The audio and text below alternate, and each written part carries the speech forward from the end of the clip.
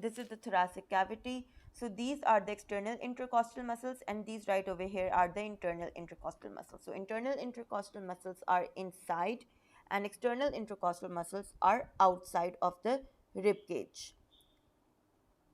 Then we have cilia and mucus, which is located inside the trachea. So the passage down the lungs are lined with ciliated epithelial cells. Now, cilia comes from the Latin for eyelash.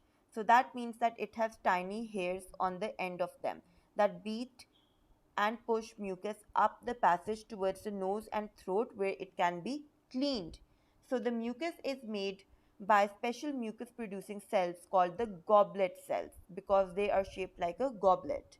Now the mucus traps particles, pathogens and bacteria, and the cilia cells swipe them away.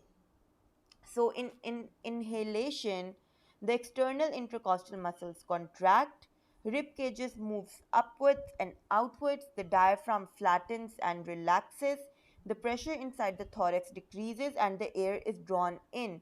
When we exhale, so external intercostal muscles relax, rib cage moves down and in, diaphragm relaxes, volume of thorax decreases, pressure inside the thorax increases, and air is forced out.